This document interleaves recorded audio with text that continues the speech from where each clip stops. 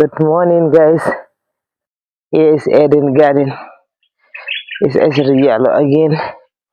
Yesterday we transplanted our watermelon, so this morning I have to go and water it because I tried watering it yesterday, but it was so late that I couldn't finish it.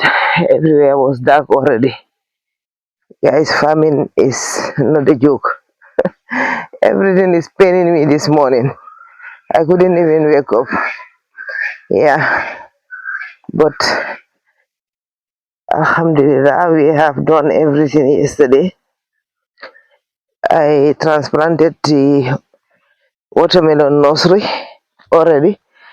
So, and we also planted the seeds of the butterscotch. Those ones I planted seeds. So I have to water it because these days it didn't rain, and if I don't water them, they might develop problems. So let me show you how they look like. Moment, bitte. Can you see them, guys? You see? It's that much. You see? So they are okay. And these guys, these are the ones. So I did water yesterday some of them. Let me show you. Maybe you see the ones I watered yesterday, how they're looking like. And hence it didn't rain. The soil is a little bit dry, so I'm afraid they will develop problems. This is why I have to water them this morning before the sun starts to shine. You see, these are the ones I did water these ones yesterday. You know, you can see them. You see, yeah. So this is the thing. So we are coming to water them now. I left my watering can here yesterday, so just put it in, and then yeah, we start watering, guys. This is Eden Garden. For those who don't know me, I am a Gambian born, living in Germany for the last 35 years. Just came back home to do agriculture. Yeah, guys, just came back home to do agriculture. So let's see how everything do works. Wish me the best. Going into another field. Normally, I'm doing orange farm even all these years. While I was in Germany, I had people helping me for the orange farm. You know, but orange farm, which is the trees, and vegetable farming is not the same. So the can is full. This is the thing. So now I'm into vegetable because I cannot be waiting. The orange is only yearly something. Hence, I don't have a drip irrigation there. If you have a drip irrigation, the orange you can also harvest them uh, twice in the year. But without drip irrigation, you can only harvest the orange once a year. So at the moment we are in that situation. So orange season is April, and before that I have to make money also because I cannot live just with that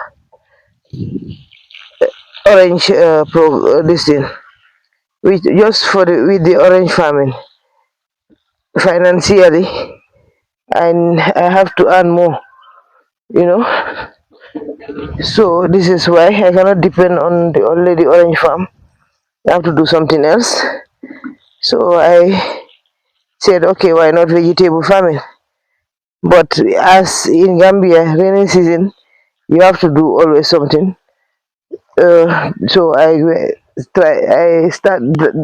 decided to went into what you know,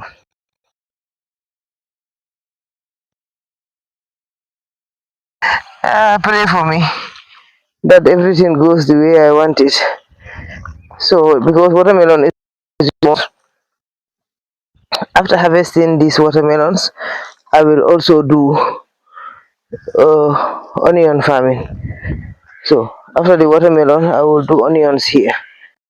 So after the onions, I do tomatoes. You know, crop rotation, crops rotation, guys. So and at home, this is the neighboring land. You know, is the neighboring land. If somebody who is just starting to watch, I did say it before in the other video. This land is not belong to me. It's belong to the neighbor. But he gave it to me because nothing is here. He's not doing nothing, so he said you can do your distant vegetables here. So my own land, I will be doing tomato, water, bitter tomato, normal tomato, and pepper, sweet pepper. That one is, I'm doing my beds already also for that. So I'll be transplanting soon in the next 2 weeks. But that one I'm doing raised bed, because with the raised bed, it's better. You don't have to go very, very down on the floor, you have to think of your aging also. You are not more that young, so you're gonna bend up to the floor. So I realized with this watermelon, it was not an easy thing to transplant because you have to bend down, down, down. So I think the watermelon, it is not an easy thing. But I had help yesterday evening. My brother's daughter came here to help me, and yesterday night, so we were fast. But then, at the moment, I have only one worker. He comes in the morning, 8 o'clock, and close 12 o'clock, just for 4 hours. Because we are on the start, I cannot employ people when I don't know exactly how and what. So I have to check the whole situation first before I start to employ anybody. But this is a very good help for me, the 4 hours. And sometimes you employ people even when they live at your place, because I need normally somebody even who will come and stay here and then help me. But with time, when they are used to you, they don't do anything again. They will just, you will feed them breakfast, lunch, and dinner. And in the morning, they will wake up and go to the shop and go and buy bread and come, you make breakfast, and then they will take their chair and then sit down just like you and looking at you.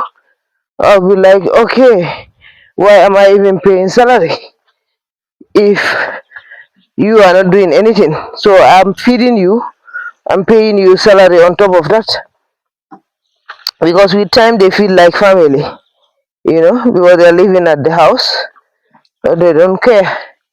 So you cannot say anything anymore. You just leave them like that and you'll be paying salary. So this is why I decide to take somebody who will not stay with me.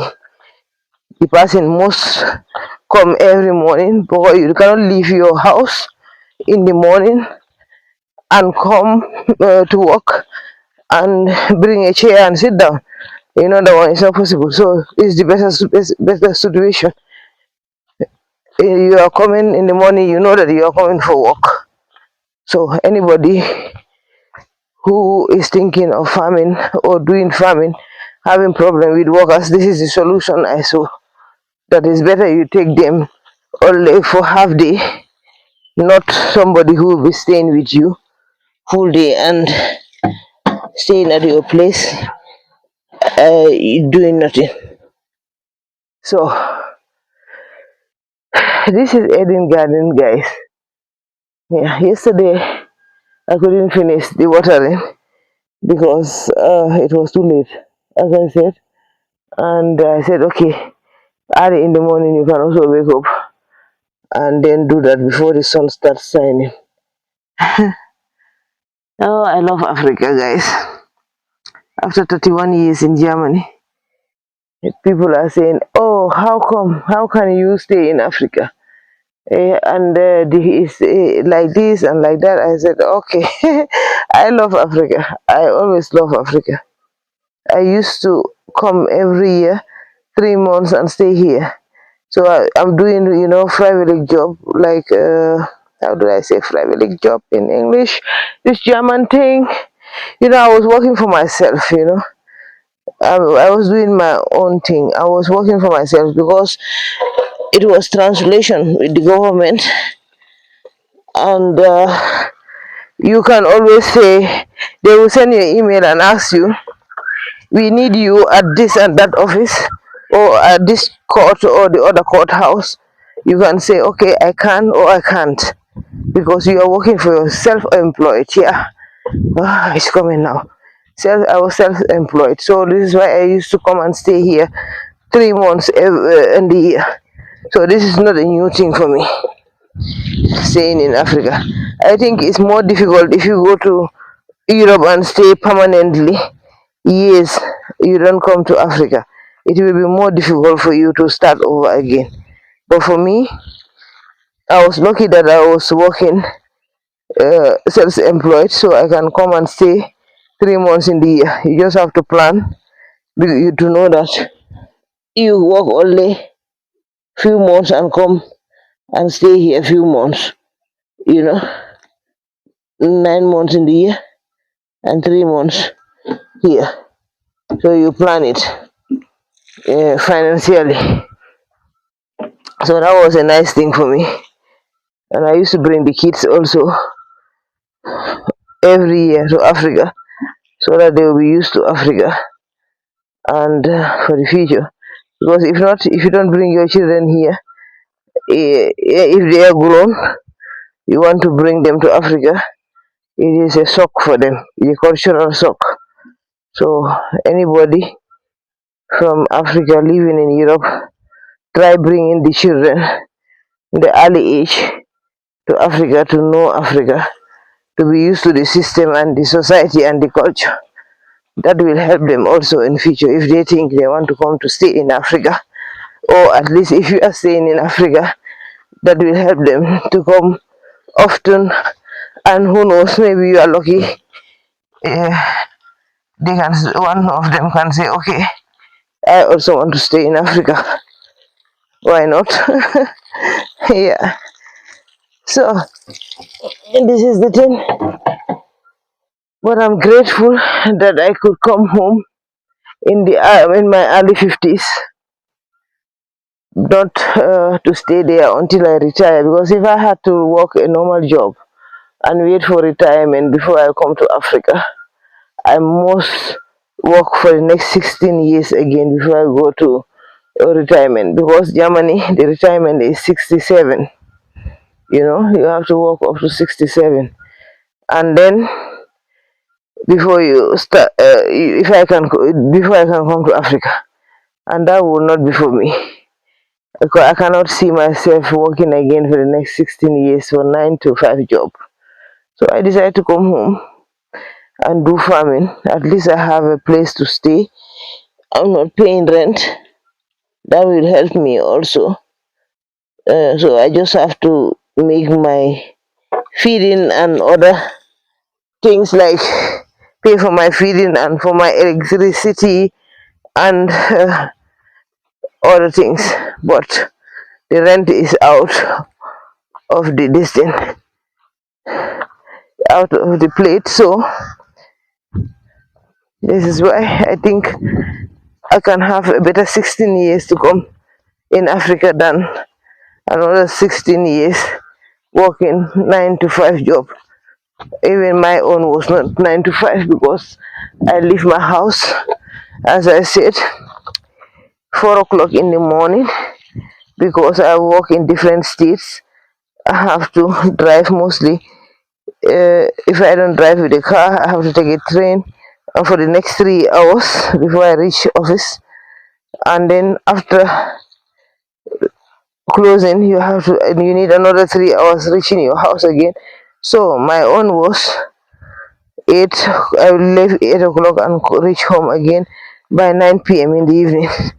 So I always have 13 hours a day on the way, sometimes 14. Sometimes I have to stay even hotels overnight, you know. So it was not an easy thing for me. So I think this one is my own job still now because I love self-employed, nobody behind your back telling you what to do. But this one, I'm doing only with plans and not that much stress. I don't have to hear any stats, any sad, sad stories. I don't want to hear sad stories again because I am a positive person. I always want to be positive. So, and I take people's problem as my problems, and then with time, it's not a good thing for your mental health. So, guys, I wish everybody that is in the diaspora who wants to come home to be able to come home early age, not when you are retired, when you are old that you don't know what to do with yourself again. Come earlier and settle so that you can enjoy your retirement. Because if you come early, you learn the system, you relocate and then mingle with the people, with your family, and then and maybe also old friends. Nobody can promise that, but then or you make new friends and live your life. The life is too short. We only need to live. We don't have to kill ourselves. Yeah. Later when I finish here, I'll be going to the shop to buy breakfast. The shopkeeper the boy was living also in Italy, so he is also back. He's the one who is selling. Behind here is a new settlement. There's not a lot of people, but he is so wise. When the traveling is also education. So he could say, okay, here there's not many people here, so I cannot make a shop here. But no, he came and opened a small shop behind here, and that helped us because we don't have to drive to the main road to go and get our food. So we just go to his place and get what we need, you know. So we are thankful for him also. So later I will go there to buy, and then maybe I will talk to him.